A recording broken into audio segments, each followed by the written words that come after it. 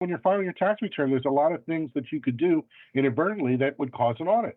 What an accountant will do is make sure they're properly categorized. The Small Business Rundown is the official podcast of the National Federation of Independent Business, the member-driven voice of small business. NFIB and our members advocate to keep America's small businesses strong and independent in Washington, D.C., all 50 states, and the nation's courts. Welcome to the Small Business Rundown, a bi-weekly podcast with information on independent businesses' victories and challenges in Washington, D.C. and state capitals. I'm Adam Temple, NFIB Senior Vice President for Advocacy. On today's episode, we're sharing tips and resources to help small business owners navigate tax season, and our expert guests will discuss various topics including the benefits of using a CPA, overlooked deductions, avoiding an audit, and upcoming threats to taxes and compliance. I'm pleased to welcome a return guest to the podcast, Warren Hudak, President of Hudak & Company, and Elizabeth Milito, Executive Director of the NFIB Legal Center. Beth, Warren, thanks so much for your time today. Thank you, Adam. Thanks for having me. Warren, thanks again for coming back and joining us. It's great to talk to you again. Can you start by sharing key reasons why a small business owner should be using a CPA? Well, all new businesses, only 1 in 5 actually succeed.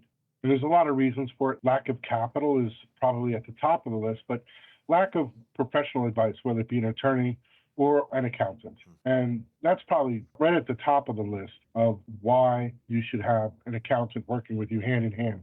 Most new business owners, they lack the kind of resources it needs to hire someone. And professional advice seems to always be at the end of their list of things that they need to pay for. I arguably would say at the top. And there's a lot of reasons for it, right? You want to get that expert advice right out of the gate, prevent you from stepping into an area that you're totally unfamiliar with and get it wrong from beginning to end. The second reason is when you're filing your tax return, there's a lot of things that you could do inadvertently that would cause an audit. Deductions and expenses that maybe aren't out of line. Maybe they look that way because you miscategorized them. What an accountant will do is make sure they're properly categorized so that it doesn't raise any red flags. You could be putting something in an expense category and maybe inflating it unnecessarily because something belonged on another line. That is an audit trigger from right out of the gate.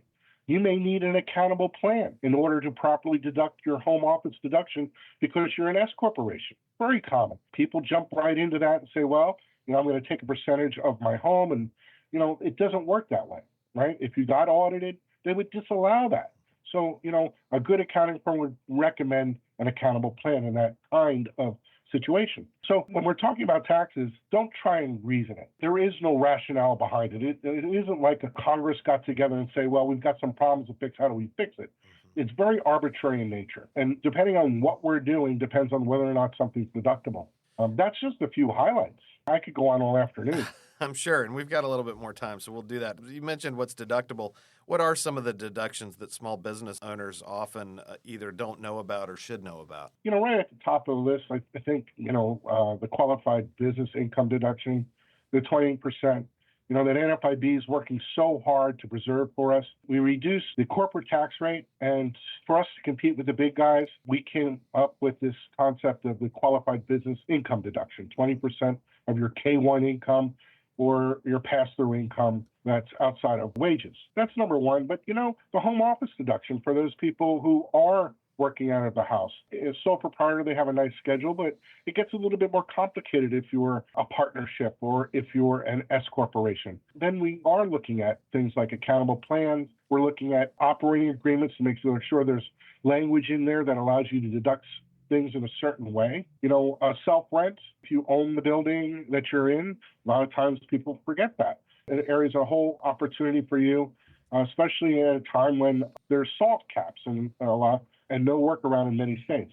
Office expense and supplies, software subscriptions, office furniture. Even if you have a home office, you may have the opportunity to deduct your desk, your computer, your chair. And those rules can get tricky. Auto expense, personal mileage, how do you take those expenses? Depends on what kind of entity structure you have. Energy efficient expenses, that's a big thing now. The IRS is really promoting these kinds of deductions. Employee gifts, there's a lot of complicated rules regarding that.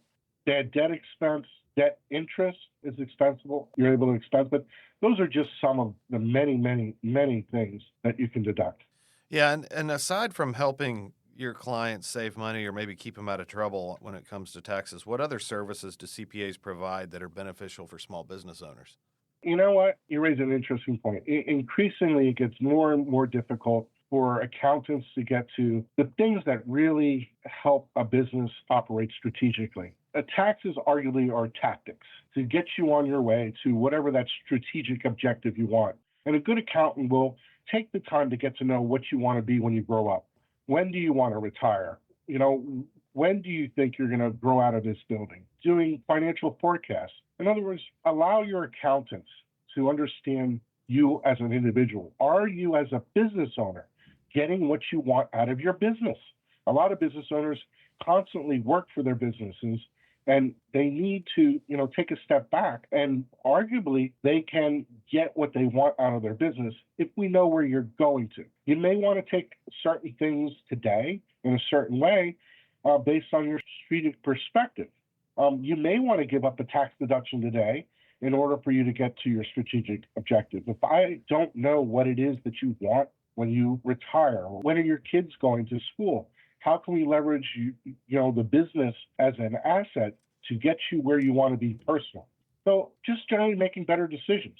Benchmarking, right? We can benchmark you against other industries. And just because you're spending twice as much as your competitor on advertising isn't necessarily a bad thing. If you can tell me why you do that, and that's a competitive advantage, right? Spending more than your competitor on something is okay, but you may not even realize that you're doing it. And having this conversation about benchmarking gets you to think about what it is you're doing, what you're getting for what you're spending in your business. There's a lot of great programs out there, and increasingly we're finding that accounting firms are becoming masters of workflow, masters of the accounting process to help declutter your life, to increase accuracy and speed in which you get information.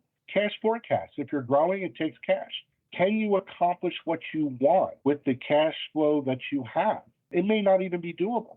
It's better to know that ahead of time with a good cash flow analysis, with a good strategic perspective from that. Another thing is a reasonable compensation study.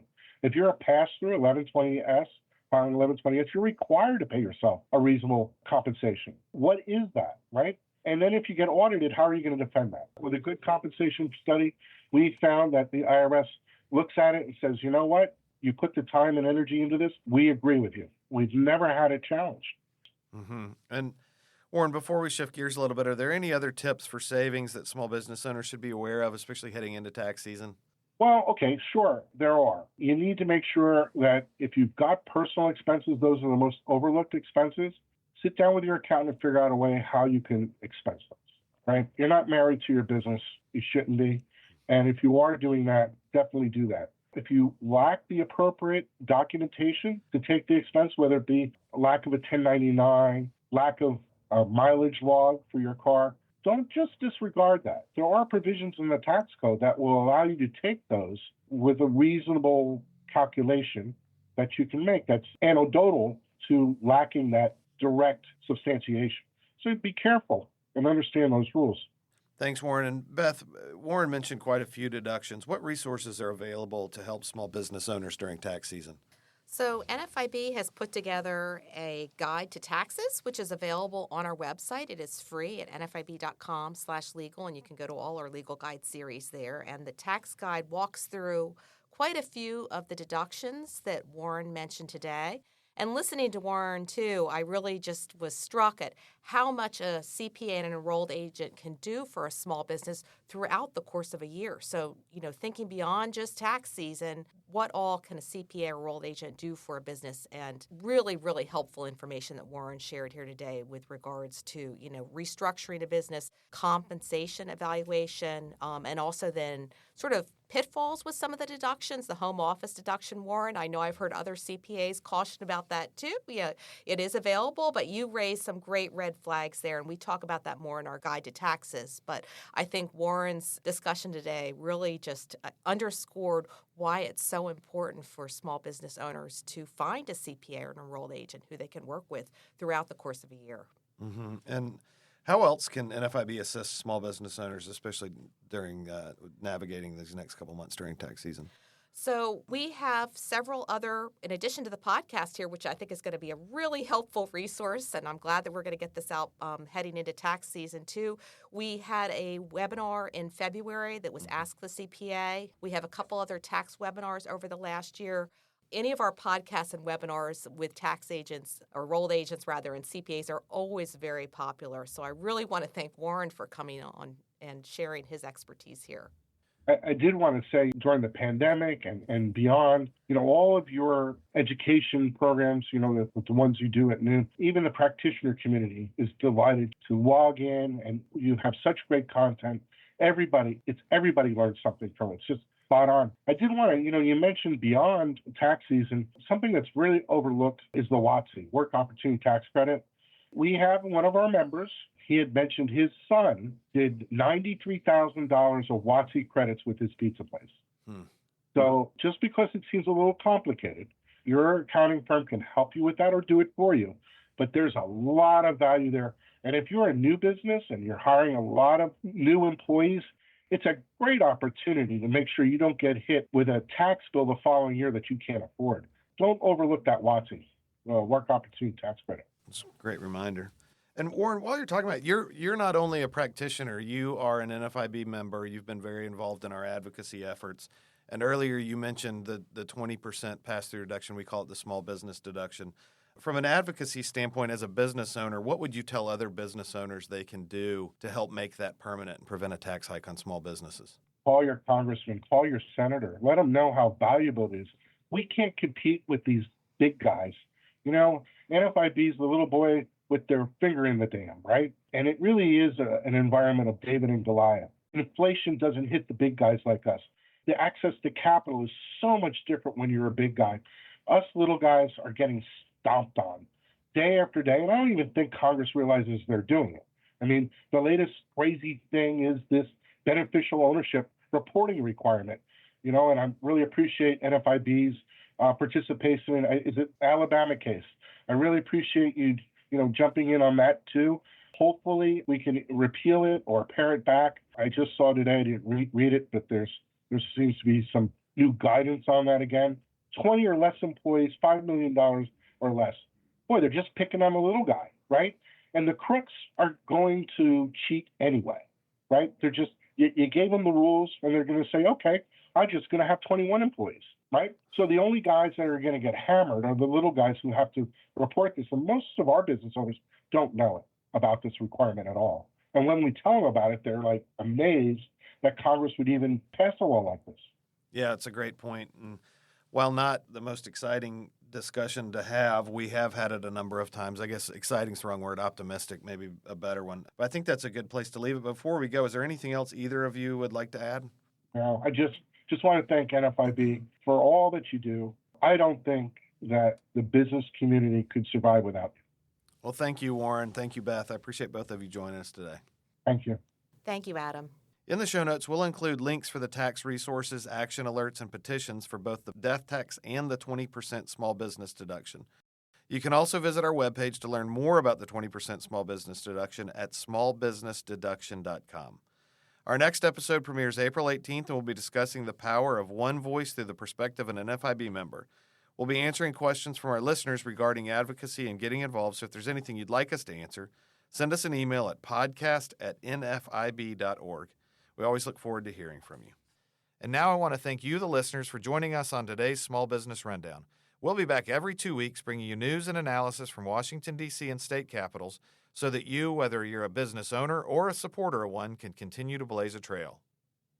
The Small Business Rundown is brought to you by NFIB, the voice of small business. You can find us at nfib.com and on Twitter, Facebook, Instagram, and LinkedIn.